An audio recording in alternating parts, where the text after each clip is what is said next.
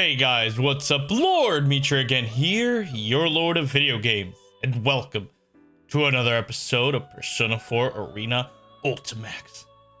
In the last episode, we completely cleared Naoto's story. Well, not completely, but we got to the to be continued. And we are going to be going through Mitsuru's. Sorry, I read Mitsuru Kitajoh all in one and like just pronounced them both in one. So apparently, I thought Naoto was part of these three. I thought we only had unlocked Kanji and Teddy, but we unlocked Kanji, Teddy, and Naoto. And after I completed Kanji's, I unlocked these three. I just completely forgot because I've been playing through everybody else's. But we are going to start Mitsuru's story without any further ado. Let's go. Let's hop right in. What voice did I give Mitsuru? I don't remember. Late November in the year 2010, the darkness fell without warning. At the same time, the previously busy examinator room fell so silent that the man's ears hurt. Hey, what happened? He called toward the back of the room, but no one came.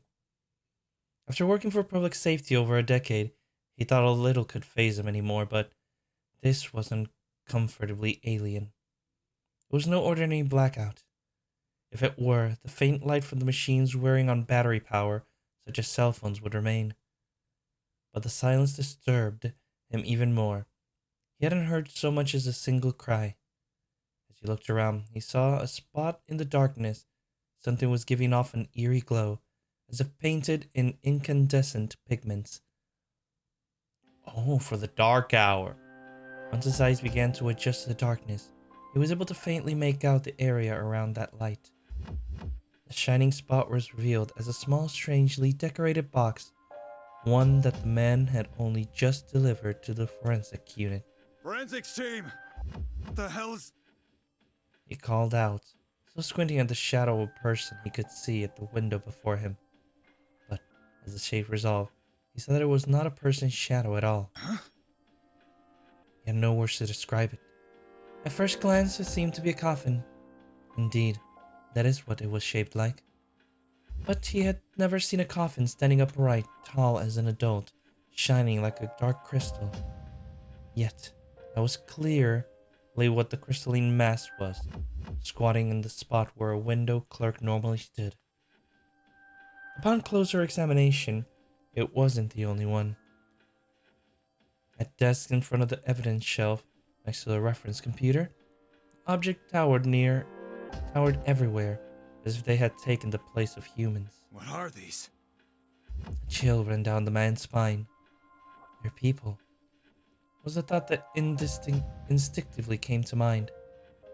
Was this the reason he couldn't hear anyone else's voice? Was it because everyone but him was? What's going on? Once the fear had set in, it wasn't easy to shake off. His familiar office was starting to look like a grotesque netherworld. He felt quite sure that he had to get out. Quickly, he turned and grabbed the knob of the door, through which he had just entered. But What the... it didn't budge. It wasn't that the door was locked, preventing the knob from turning the latch. The knob was completely frozen in place. Is anyone here? Hey, let me out! The man slammed his fist against the door, yelling in desperation. But the sensation he felt when his fist impacted the surface wasn't that of hitting a door. It felt completely at odds with what he saw, as if a picture of a door had been drawn onto a solid wall. It was then that the man noticed that another light, similar in color to that emanating from the box, could be seen on part of his hand as he swung it forward. It was a ring. And suddenly he remembered. When he brought the small box, he found several bizarre ring-shaped objects within it. While handing over to forensics, he suspected that they might be rings. To check the theory, he put one on. Now that the ring was emitting the same eerie light as the box. Though he had no idea what was going on, it was immediately apparent that it was directly related to the current situation. The man grabbed the ring with sweat-slicked fingers and tugged ready to pull off his own finger if necessary. But just at that moment, I wouldn't take that off right now. What? the man can't help but gasp. He looked around but could sense no one inside the room with him. Where had this voice come from? I'll be there to rescue you shortly. Calm yourself and wait there. When the man calmed himself, he realized that it wasn't just a voice. The sensation was indescribable. It was distinctly unlike hearing with one's ears. Who's there? Oh, pardon me. This is Mitsuru Kirijo. We met earlier. Kitajoh? He didn't know a Kitajoh. It was she who brought the strange small box. And that wasn't all he knew. The Kitajohs were a wicked family who used their fortune and influence as a shield, a constant frustration to the police. Despite that, the man couldn't help but feel relief wash over him. Perhaps he might survive this after all. Oh, well, I appreciate the help. Just hurry. After getting the muttered words out, he sank to the floor, the door at his back. Mitsuru Kirijo, if I recall correctly, she was the eldest daughter of the Kitajoh Group founding family. He noted that her voice had been far calmer than his, despite the situation they were both in. He sensed a measure of trustworthiness from her. And to think, it had been merely an hour that he was asking himself why such a young girl had been chosen as the head of the Kitajoh Group at all. Is before the dark hour ended? The digital clock in the corner of the desk quietly announced the arrival at 10 in the morning. Normally most of the staff would be out and about by now, but the entire police department was in turmoil today. It was only to be expected with a key figure of the Kitajoh Group visiting on unusual business. Kirijo, huh? Kitajoh Group was a major trading firm synonymous with Japan. They had links to all areas of business. Not a day could go by in the city without hearing their name. A clock had just struck 10. The clock that had just struck 10 bore the logo of the Kitajoh Electronics, and KJ was the carrier for the cell phone provider to every member of the force. A few days ago, the same Kitajoh Group had made a seemingly insane proposal. The document was hundreds of pages, but a brief summary would read, "Wish to collaborate with the police on an unofficial department for eliminating monster." Well, it does happen from time to time. Famous businessmen end up advocating cultish nonsense in pursuit of their ambitions. Upon consideration, it was decided that the Kitajoh Group should be invited in to give their pitch. Of course, there was no intention of spending tax money on the outlandish proposal. Police interest in humoring the Kitajoh Group lay elsewhere. The Kitajoh Group had offered an incentive whereby if the police agreed to the meeting, they would provide a detailed list of the ergonomics research lab artifacts as well as actual samples. It was this that drove the officials' decisions, for there had been dark rumors bandied about the Kitajoh Group over the last 10 years. While still a family-run business, some said that old man Kotetsu Kirijo had delved into paranormal research and was performing inhumane experiments. The police collected enough evidence to test the rumor and had prepared many times to force an investigation. But every time the investigation came to nothing due to the group exerting hidden pressure, frustrating those working on the case to no end. The investigation's prime target was the infamous Ergo Research, the Kitajoh Ergonomics Research Lab. Exposing the Kitajoh Group's dark side had been a dream of the public safety for 10 years now. And now, Kitajoh seemed willing to hand over Ergo's research, tightly guarded secrets over a silver platter. No one knew the reason for this sudden about-face, but neither did anyone think of turning them down. They agreed to the summit, not to hear out whatever proposal Kitajoh was offering, but as a stepping stone toward unearthing their past crimes. Time had passed, and the agreed upon time in the afternoon came. The man was tasked with watching over and bringing in the artifacts from the Kitajoh Group. Though he would not speak with the guests, the police plans afforded him a major responsibility, one that gave him something like a leading role. wasn't long before the Kitajoh car arrived in the underground port cochere.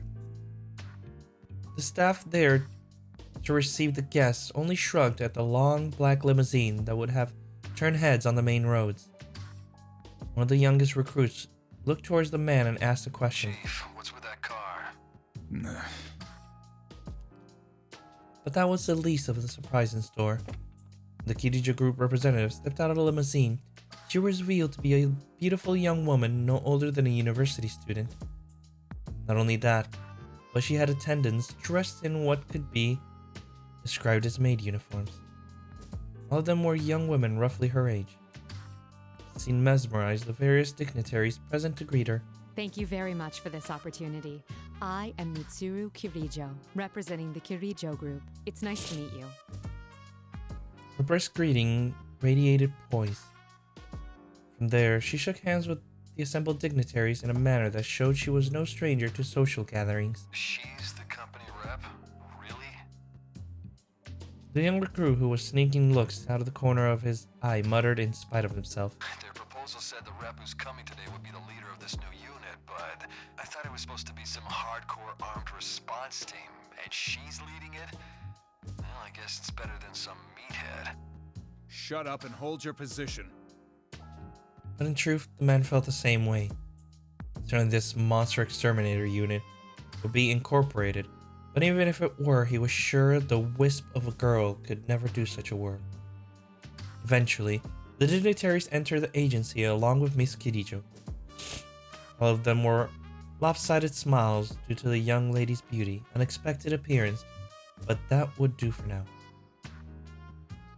The dignitaries were only there to receive her. Their true objective was loaded in the truck parked behind the limousine. The documents and artifacts of ergo research. All right, start bringing them in. Roger, sir. At the man's signal, his trained subordinates surrounded the Kitajoh truck. They formed a line, smoothly passing boxes from man to man into the building.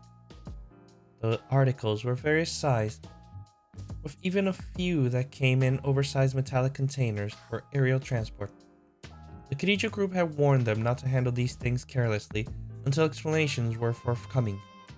But in truth, the department was already prepared to begin a forensic investigation of the objects and even send them to the lab. Are you sure it's okay for us to open these? The instructions said not to. It won't be a real investigation if we let them hamstring our procedures. Besides, I can't think of anything they could send us that we couldn't handle. You'd be surprised. Unless there's real monsters inside these things. Articles were brought in silence. The operation only lasted about 15 minutes. The man himself received the last item, about the size of a jewelry box, and checked the truck to make sure nothing went overlooked before closing it up. That done, he turned and walked quickly towards the forensic room.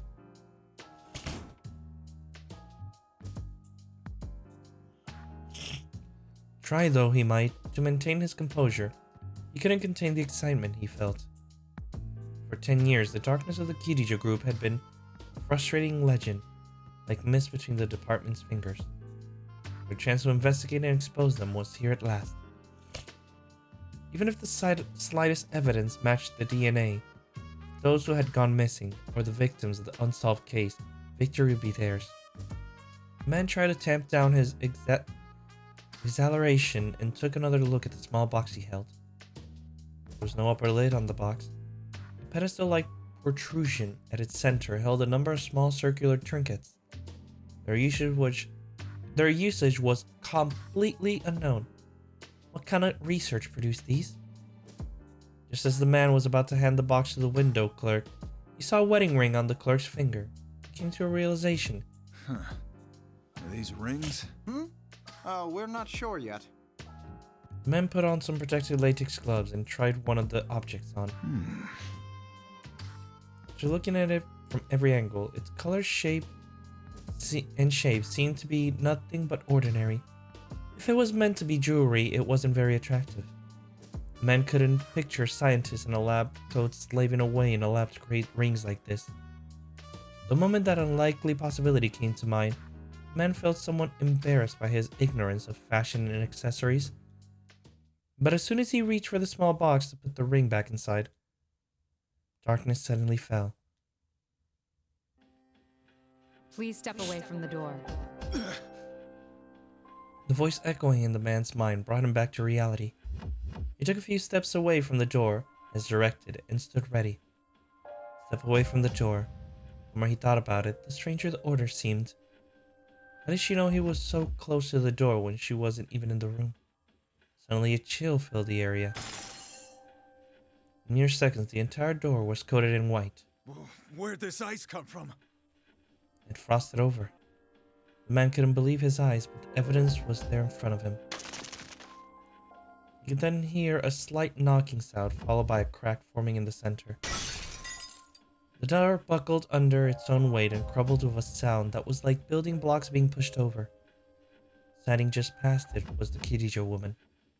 She walked over to the man with an exquisite nonchalance.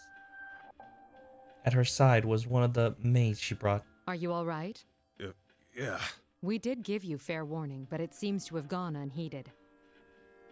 The man looked towards the ring, shining on his finger. Then this happened because we touched that box? What is this thing? Does the ring bring out the dark hour? That ring gives its bearer an unstable form of pseudo-potential and allows anyone to experience the dark hour. Oh. The Dark Hour? The box itself seems to be a failed recreation of the dark hour. The effect radius is small, and it malfunctions when improperly handled. The dark hour. Remember that phrase coming up in documents the Kitajoh group had sent. If I recall correctly, it was defined as a hidden time unable to be experienced by normal people. A time where everything stood still. I was confused. I was like, but didn't we deal with the dark hour? How? I thought the ring was protecting him from the dark hour. That's why I was a little bit confused. According to the documents, it seems to have occurred every night at midnight for about 10 years until spring 2010, as if it was forcing its way into normal time. Before now, it seemed like pure fantasy. Could the silenced darkness be the same thing? So you're saying those stories in that document, that occult-sounding stuff was actually for real? At that moment, a voice suddenly echoed from beyond the hallway past the broken door. Who's there? The man reflexively called out in alarm, realizing that the fear had not yet died down. What emerged from the darkness was the young recruit who had greeted the guests earlier and had been helping with bringing in the artifacts. He was staggering, as if severely drunk. Chief! Hey, are you alright? The man started to rush to his side. The Kitajoh woman silently stopped him. She stood between the two of us, protecting the man. What? He's my... Before he could finish, a surprising change overtook the recruit.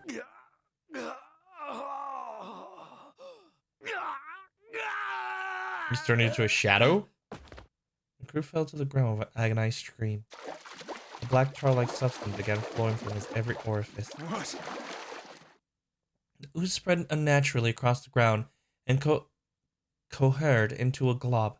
It rose up like a beast raising its head, and what looked like claws began to form. Its appearance showed clear signs that it possessed some malevolent will. Oh! The man thought again about the Kitajoh group's initial proposal. It was to collaborate with the police on an unofficial department for eliminating monsters. Without a doubt, this is what they were referring to. And the name that came up again and again was... This is a shadow. That it is. It's a monster that dwells in every person's heart. They usually can't manifest themselves this way, but it's quite common to see it happen during the dark hour. So the research to make this happen artificially. That's what Kitajoh has been experimenting with. That did seem to be the extent of it. At the start. At the start. The man couldn't prevent himself from shuddering, imagining the implications of her statement. The second roar, the half-liquefied shadow suddenly took form of some fell beast. But where the face should have been was nothing but a mask, giving a bizarre appearance of two creatures stitched together. The young woman, for her part, seemed not in the least perturbed. Kikuno, my things, please. The maid stooped to reach something. The man wasn't sure where she had been carrying it, but she placed a sword in her master's hand. The blade was specifically shaped, similar in design to a fencing saber. You're going to fight it? Stay back. This will all be over soon. At the moment, as if understanding their conversation, the shadow squared itself and leapt toward the young woman. Its speed matched its beastly appearance. In the darkness of the room, the man found it difficult simply keeping his eye on it. The woman did not move. Her sword remained lowered in the face of the shadow's advance.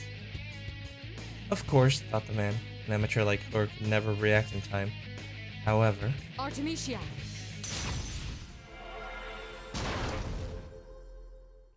at a word from the young woman, some unseen force slammed the shadow against the wall. The man momentarily doubted his own eyes. For it had been the woman who repelled the monster, but a silhouette that suddenly appeared behind her. It looked as though the being enveloped in sublime light, contrasting the shadow's dark glow, was a woman wearing a majestic dress.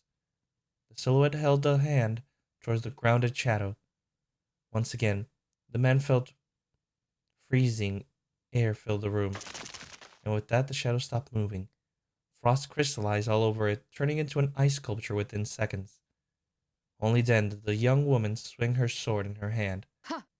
A white gleam arced through the air. Upon impact, the frozen enemy shattered like it had been crystallized sugar rather than ice. The victory was so one-sided that the man hesitated to call it a battle. Are you all right? The woman turned toward the man. The sound of her boots hitting the floor gave him the jarring realization that she hadn't moved a single step during the fray. Seeing that he was at a loss for words, she gave him a gentle smile. It was all too much for the man. He actually felt relieved to be protected by this small woman. One thing was obvious. She had been through countless battles, much like the ones he just witnessed. Your fallen employee's life is in no danger, but he'll be very weak. Make sure he gets to a hospital. Should I make the arrangements? No, I should at least handle that. It is a public security matter. With a nod, the young woman approached the small box and manipulated it in a way he couldn't quite catch. The eerie yellow-green light began to fade. Moments later, the silence and darkness faded too. The world had been restored. The man felt his body suddenly become lighter, causing him to breathe a sigh of relief. He hadn't realized until the pressure was gone that the air had been suffocating, as if he had been underwater. There was a stir of the moment in the room, a stir of movement in the room. The forensic team and assistant looked at the man and young woman perplexed, and took a quick look around. Fragments of the shattered door were strewn about. The young public security officer was lying unconscious nearby. And their Kitajoh guest, who had entered without anyone noticing, held in her hand a drawn sword. I'd be shocked too if I were them. It occurred to him that if normal people could have sensed the dark hour, sudden change in circumstances may have seemed to them like some magic trick. Excuse me, but this place is off limits to all unauthorized personnel. Hey, what's going on here? The forensic staff looked at the man helplessly. It's all right. We had a little emergency. Oh. That aside, halt all examination of the relics they brought in. We'll wait for further instructions from the Kitajoh group. Huh? But you said... If there are any boxes that are closed, don't force them open.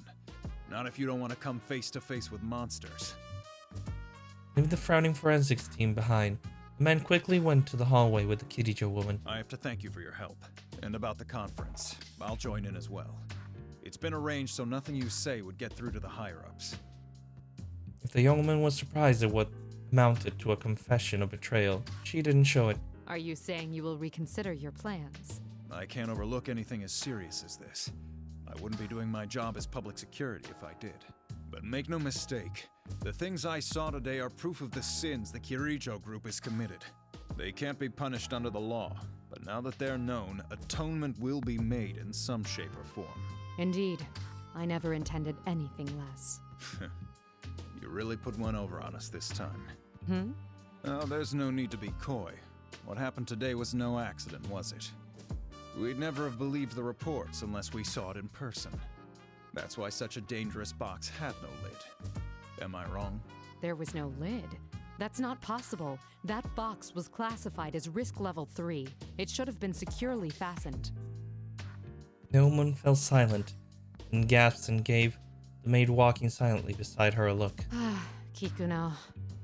The maid continued without the slightest sign of remorse and left her master behind. Both the man and the young woman sighed at once. Us guys in public security have a reputation for being tough. But it seems like you guys are no slouches yourselves. The summit that was meant to be a perfunctory refusal took an unexpected turn. Promises were made to continue the talks. 6 months passed. After many opportunities to show the actual samples to the dignitaries were set up, the proposed special unit was established in mostly the form of Kitajoh request. The security department, the Shadow Response Unit. It was the inauguration of the special unit that would be in time be nicknamed the Shadow Operatives. Ooh, this is dope. No, we're continuing. There it is. Indeed, the Shadow Operatives. I'm quite fond of the name. Let's see if we can recognize a few. I see a hat, so that must be Junpei.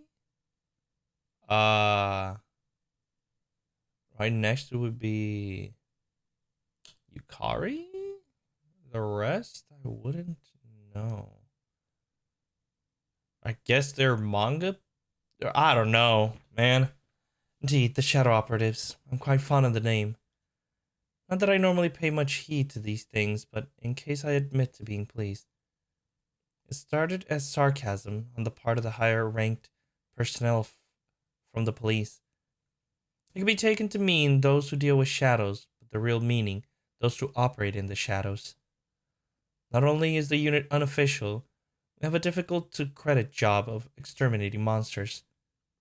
Mostly I suspect it was a dig at the group that disturbed the expected peaceful years before the older personnel's retirement. But Shadow Operative could also mean the one who does unrewarded, albeit crucial work for society. It's a name truly befitting of the organization's true goals. We're approaching the first anniversary of the Shadow Operative's establishment. Though we're still at the level of basic investigation and laying groundwork, it seems a full-scale case has arisen. Fighting is not our first option, but I'd be more reassured with you there. We have a general idea of where it was taken, the Inaba area, where there were reports of suspected shadow activity last year. Good as it is to hear from an old reliable friend, I limit the call to a quick exchange of information. I'll send you the precise location later. Sorry to call when you just returned from a trip, but I'm relying on your assistance. Close my cell and turn towards my colleague. He's only just returned and he's going directly to the location from the airport. Akihiko never changes. The man I was on the phone with just now was Akihiko Sanada. He's one of our non-permanent staff. Akihiko is an excellent Persona user, but beyond that, he's a skilled boxer. He's a friend of mine from high school who fought the shadows alongside me. I admire his strict determination to never neglect his training, but the extreme lengths he goes to can be rather inconvenient. After entering college, he accepted my invitation to be one of the founding Shadow Operatives, but it was his actions afterward that went above and beyond. Sure, I'll join. If I'm going to use my strength professionally, I want to get my skills to a level I'm happy with first. Thus began his training expedition. He's not only wandering the country, he's traveling the entire world. Can't decide whether to be dumbfounded or impressed by his dedication to training. All of this is to say that he only just returned to Japan to take part in this operation. I give a wry smile and lean back in my chair. See me relax, the girl watching nearby smiles. Miss Aigis, known for her blonde hair and piercing blue eyes. She's a sweet girl on the outside, but she has what it takes to be an important member of our squad. Will we be able to find Labris? My sister. Oh, so Labris was already taken. Okay, yeah. When I look over at Aigis, her eyes are cast downward with a worried expression. Will we be able to save her? Isn't that what you really want to ask? She must have known once I called Akihiko in as backup. There is a possibility that we will have to fight Labris. Knowing that, it's not a great leap to imagine that in the worst case, she may have to be destroyed.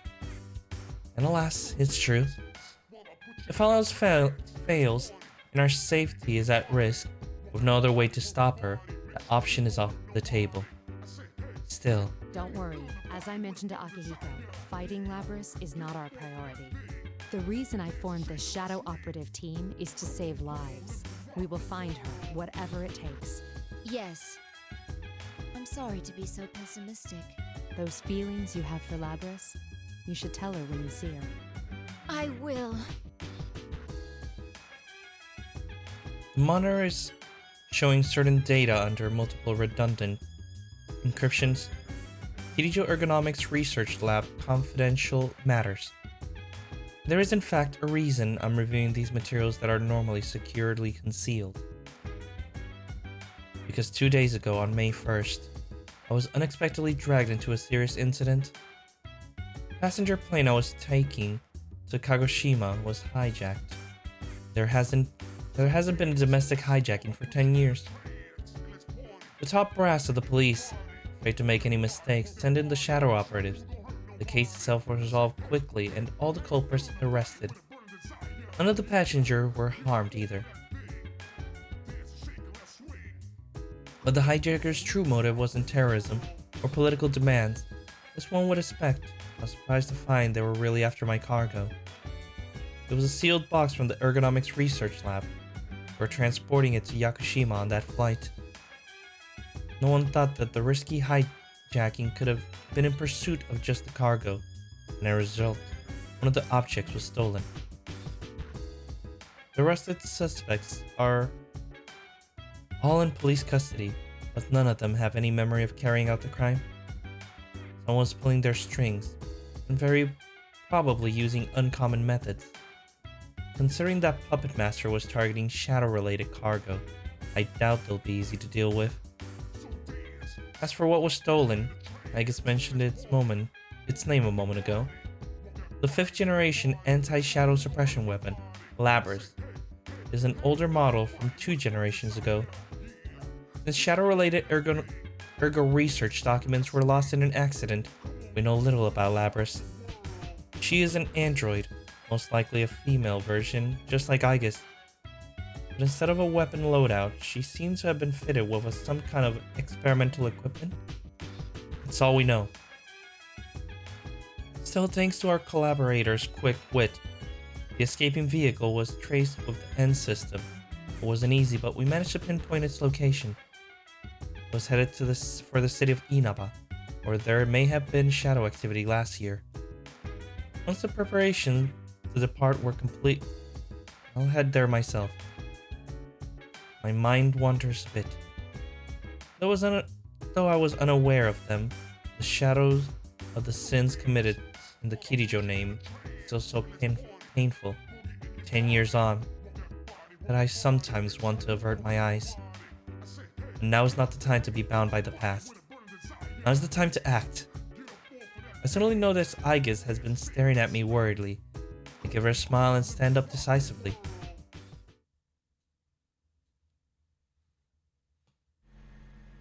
Oh, we're in the limo.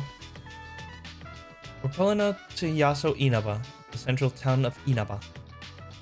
That central town, the main streets seems nearly deserted, and there's virtually no activity to be seen through the car windows.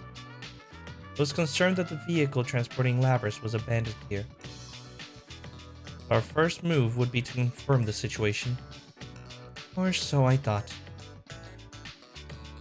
I tend to ignore the rude stares of people trying to get a look inside the car, focusing instead on the scent of my tea. People keep crowding around wherever we park. We've had to move it a number of times already. We didn't get a moment's peace until the car reached the junkyard on the outskirts of town. As I try to keep from sighing, Aige speaks up from her seat in front of me. Mitsuru-san, our activities are supposed to be undercover, correct? Yes. For undercover missions, it will be necessary to keep all personnel and vehicles from being noticed. Right. Mitsuru-san, may I say something that I've been meaning to say for a while now? She's gonna ask, are we in a limousine? Isn't she? No. She knows. Understood. understood. I guess Poker Face is a perfect blank. I understand what she's getting at. I actually wanted to say something along those lines to the people around me for a while. Still, it will be galling to hear from someone else right now. All I told them was to give us a car with enough space. Our contact has arrived. The man approaching us is someone whose cooperation is significantly requested. I significantly requested. His name is Detective Kurosawa. Before I can welcome him, Ike speaks up. Oh my. This was not our designated meeting area, yet he has discovered us. Want to know how I did it? Oh, I love this song. I never felt like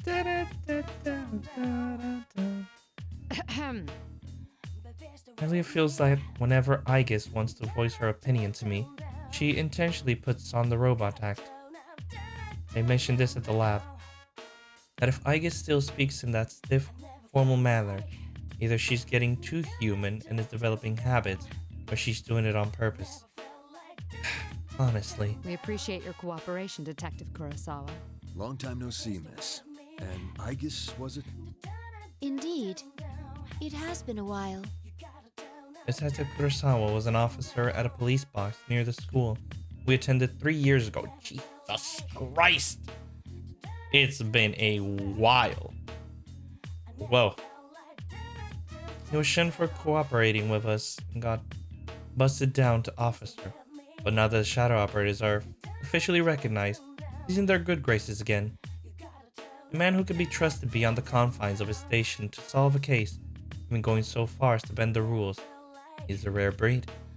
Detective Kurosawa's expression has softened, while he makes a small talk about Aigis. Which makes me realize that this may be the first time he's seen Aigis in her combat form. I shouldn't make you stand while we talk. Please, get in. Ah, sorry. I haven't seen you in a while, so I had a lot to say. You must understand that we are trying to go incognito. Though it's kind of him not to point out that our vehicle and attire are completely unsuited to that goal as he enters the limousine.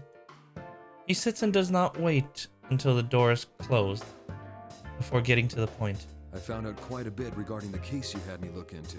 First, I reviewed the report on the incidents from last year. One of the suspects mentioned the word persona. So what went on here last year? It's probably related, but I wasn't done there.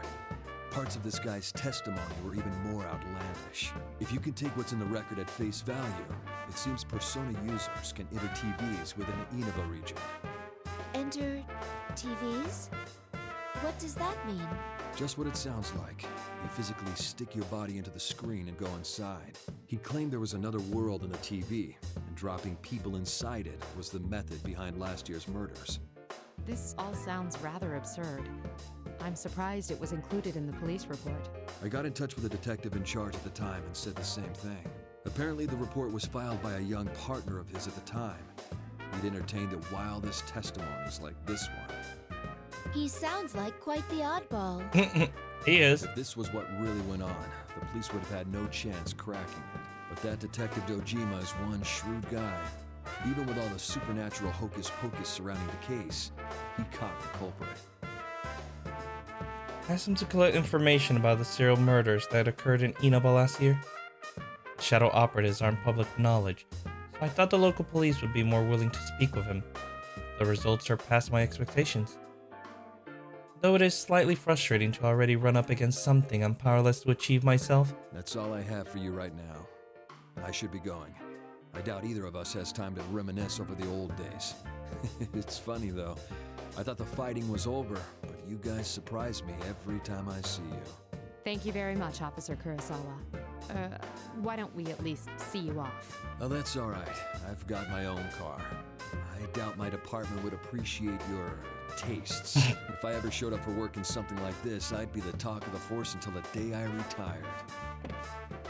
Detective Kurosawa jokes with us before exiting the limousine, waving casually back at us. I had nothing to say to that as I watched him leave, rotating his shoulders to work out some kinks.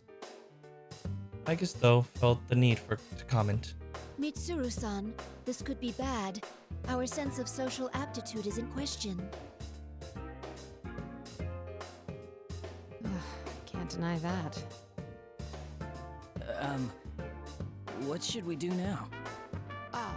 Yes. First, we'll need to test the claim that Persona users can enter TVs. We're at the junkyard after all, and I can see a number of consumer electronics that have been discarded illegally. Agus looks around and points at a certain pile as she gets out of the car. There is a discarded TV over there. If the environment does not matter, we can use it to test the phenomenon. Wait, Agus. Don't worry. I'm just going to touch it. Oh boy. That's not what I was worried about. Agus isn't wearing anything like a disguise and... I'm overthinking this. We've already attracted enough attention. Even if we leave now, without doing anything, our pictures could still end up on the internet. Let them gossip about the strange people in funny clothes. It'll become some urban legend. My mind made up. I step outside wearing my special equipment. Once Agus sees that I followed her, she gives a small nod and stretches her hand out towards the screen. Amazing! Her hand is inside the TV screen. The screen itself seems undamaged. Agus' hand is swallowed up to her wrist as if she puts it into a bucket of water. Interesting. It's exactly as the police report said. What's it like inside? Do you feel anything? Not particularly. No. Wait a moment. It's the same as mine. It's hard to say definitively since this is my first encounter with it, but I believe this reading is from a personality module. Does that mean our retrieval target is inside the TV? Huh. Sounds like fun. Akihiko! That voice from above. Sounds very familiar. All I see in the direction from where it came is a man in an outlandish red cape. I hesitate for a moment. Could it be? Is that Akihiko? The man leaps from the stacked tower of TVs like an acrobat. You didn't show up at the rendezvous point, so I went looking and found you here. This whole TV thing is pretty interesting. Out of myself, I bury my face in my palm. Akihiko, what on earth are you wearing? Just what were you doing overseas? Didn't I tell you that I was on a training expedition? Don't tell me you came here from the airport like that. Does the concept of keeping a low profile mean nothing to you? Mitsuru-san, I believe we have lost the right to complain about that. That's true. That's it. I'm never mentioning the subject or appearance again. Anyway, we can go inside from that TV, right? What are we waiting for? Still the same Akihiko. We don't know the situation inside yet, and we'll need a secure means of getting out. So what? If we want to get this Labrys back, someone has to go inside, right? Well, that's... Our target hijacked a plane to throw her into a TV in this town. If we sit on our hands, it's possible we'll be put in serious danger. Akihiko's right. That's exactly why we've been trying to act as quickly as possible since the case began. We're different from how we used to be.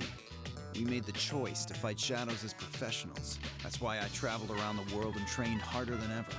And now that something's actually come up, you're hesitating? We agreed to do this.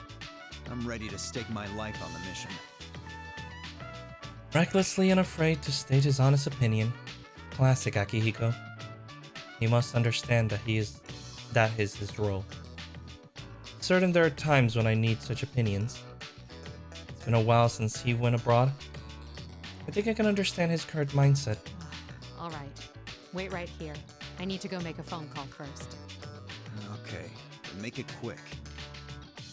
He doesn't have to tell me twice. I take out my phone and bring it to the contact list. Well, inside a TV. I don't know what it might be like in there, but I do know someone that could help us. I was really going to ask for their help after Labrys was secure, but perhaps the time has come. Now, I've taken all possible precautions. The rest is a test of our resolve. Cutscene? Yeah, cutscene time. The same one Naoto saw.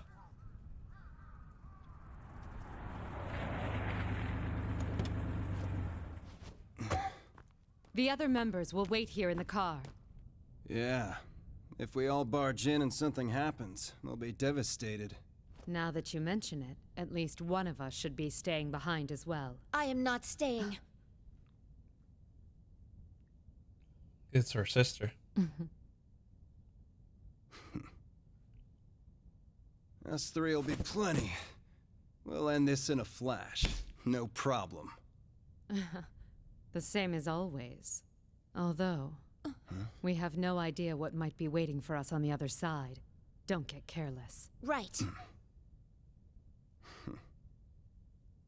This situation, it brings back memories. It does. Ready!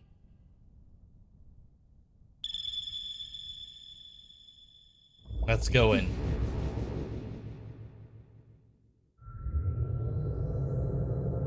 Time to jump in.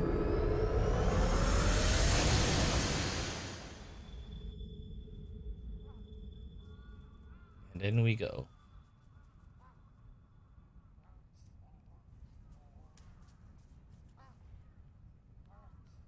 There it is. Why Naruto's enter the trailing us. TV?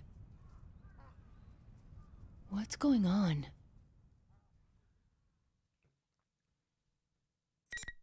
Place a bookmark. We're gonna continue a little bit more. Probably until the first fight. So we can have it until almost an hour at least. Where am I? Is this inside the TV? I remember being enveloped in a white light, but what came afterwards is unclear. Is this the world inside the TV? Oddly enough, the sight before me seems to be the main gate of the school. The name engraved in the entrance plate is Yasagami High School. I do recall that name from our map of Inaba.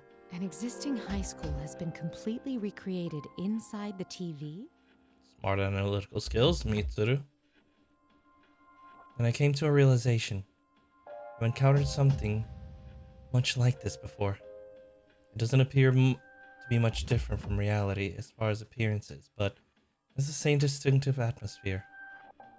The Labyrinth Tartarus, on a battleground 3 years ago. Huh? Wait a moment, I'm hearing someone. Phantom Thieves? Is that you? Long time no see. Well, no, here. It's been 3 years. Hope you guys have been doing okay. I had promised that I would visit you guys, but as I can imagine, you can already tell if you're at the same theater again. Looking back into our past, if back into the past means you've known how busy we've been, so I do apologize for that. As I've already learned, there are other Persona users. Well, when I learned about you guys. But it seems this case was also solved by Persona users here in Inaba. And you say you have been able to get in contact with them. Does that mean that their means of communication has been separated? Interesting.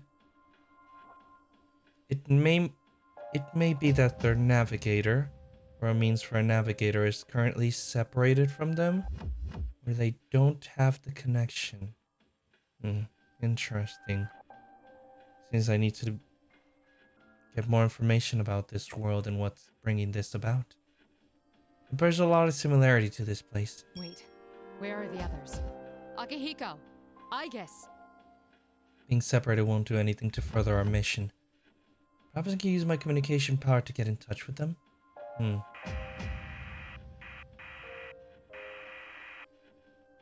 I can't reach them through my persona either. This place is highly unusual. So that means this is why you guys haven't been able to contact them. It's barely functioning, but the noise is here severe. I'll need to understand this world a little better and find a quiet place to concentrate. As I check my surroundings again for enemies, I hear the sounds of footsteps. I'm tense, getting myself ready. But when I turn around, a uniformed girl stops, looking at me in bewilderment. Huh? I expect to meet someone else here, let alone a seemingly ordinary schoolgirl. Could her age and outfit belie a connection to the theft of Lapras? Once the girl's surprise faded, she seems confused by my appearance.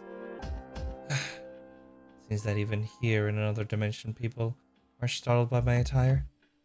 At least her reaction allayed my suspicions. People reveal something of themselves when they're caught off guard. Anyone in the act of committing a crime couldn't fake being perplexed so naturally. Did I surprise you? I suppose my outfit is somewhat unusual. Oh, no. Why are you here? Well, My cheer suddenly swells, cutting off our conversation. Judging by the sound, I guess there's a crowd present here. I look around the area in confusion. What? Where is that coming from?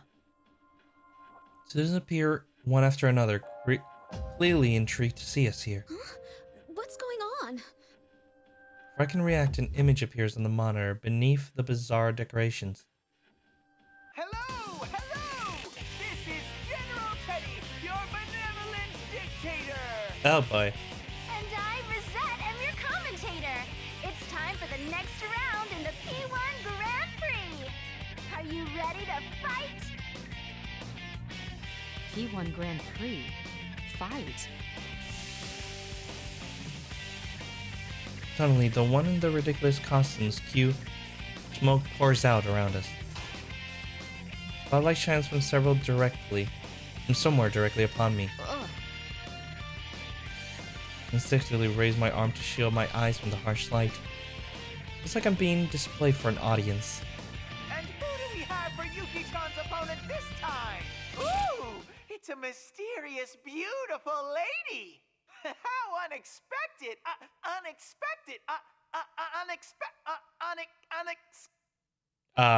What? Teddy? What's wrong? Do you know that bear? Monitor showing the costume General Teddy suddenly fuzzes over with static. The static gets worse and worse. Until an eerie, expressionless bear costume, one that looks as though it forgot how to make facial expressions, appears on screen. The voice is the same as before, but his tone is harsh and mechanical now. Case 04, unintended intruder.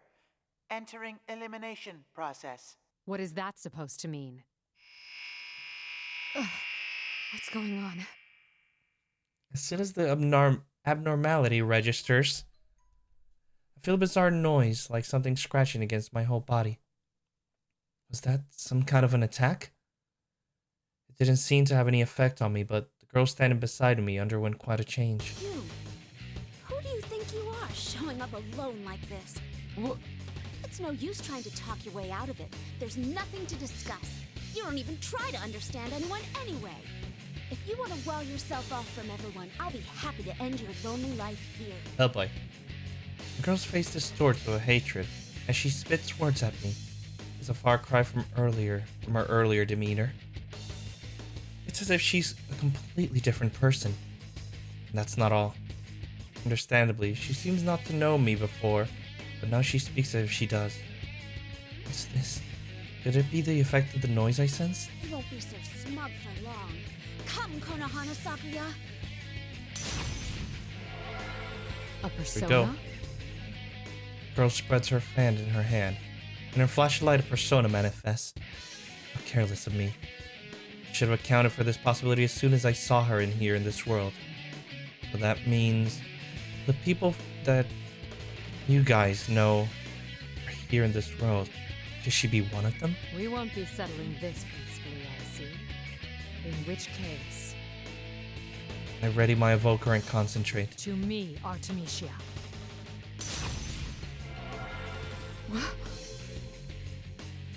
Power rises from within me, and the sensation of my limbs tells me that my persona has emerged.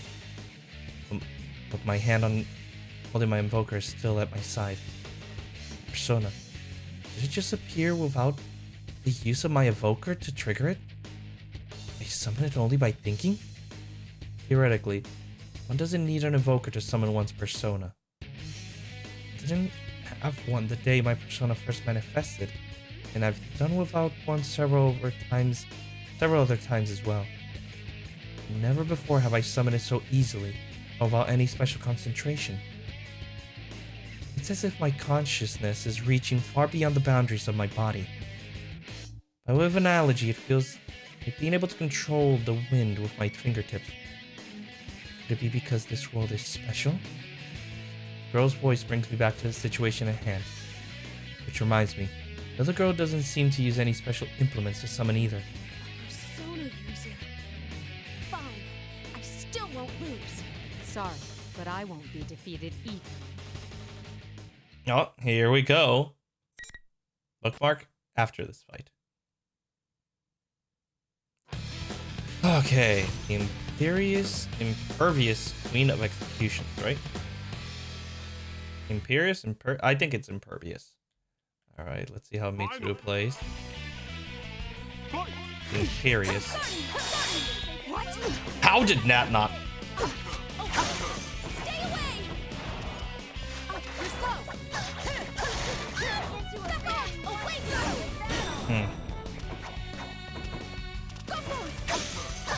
You have time, what? Ow. Oh my god.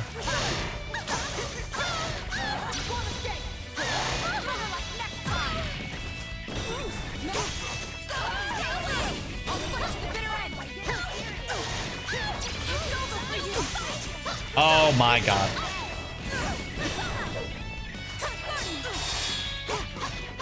Why is she so hard?